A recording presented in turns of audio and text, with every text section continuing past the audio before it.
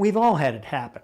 We seem to have the right number of staff, but some important things are still not getting done. So we think maybe we should hire someone to help out, like an additional assistant, a backup TC, or someone to help with insurance. In many cases, though, the problem isn't enough staff. We think they should be able to get all their work done, but everyone isn't doing their job as well as we'd like. In that case, we don't have a staffing problem. What we really have is a productivity problem. So the solution is not hiring additional staff. The solution is somehow making our present staff more productive. But how do we do that? How do we help them become more productive? Well, the three most effective ways that I mentioned in the last video were, number one, organize the person, number two, systematize the process, and number three, redistribute the responsibilities. Let's talk about the first one, how to organize the person who's not getting all their work done.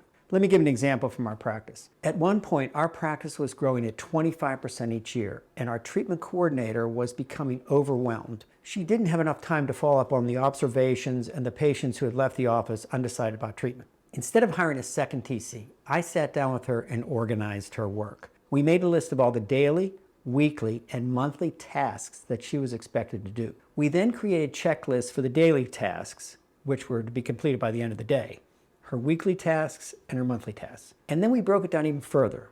We took the daily duties and created checklists for every type of patient she saw that day, like the new patient, the observation patient, anyone who took records. The weekly responsibilities were divided by the 4 days of the week so that we could designate which day of the week she would complete 1/4 of the weekly items. And finally, we grouped the monthly tasks into 4 weekly areas of focus. So week 1, she would review all the monthly reports with me and see how our key numbers were, such as conversion rates, starts, deep bonds, and etc. In week 2, she would focus on following up with the observations and undecided patients. Week 3, she would look at the upcoming schedule and make all the calls needed to keep the starts, D-bonds, and observation slots filled for the coming month. This might mean moving up a patient to fill a cancellation slot. And week 4 was reserved to complete any items on the checklist missed in the first 3 weeks. Now that the work was organized, instead of feeling like she had to do everything at once, she was clear about what she needed to do each day, week, and month.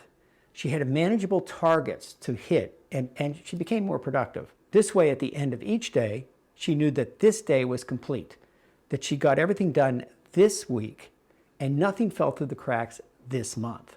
So strategy 1, at times when someone's not getting their work done, we may not need to hire someone to help. We may just need to organize the person. If you'd like to hear more about how to increase your team's productivity, watch this next video right here, where I talk about the second strategy, how to systematize their work.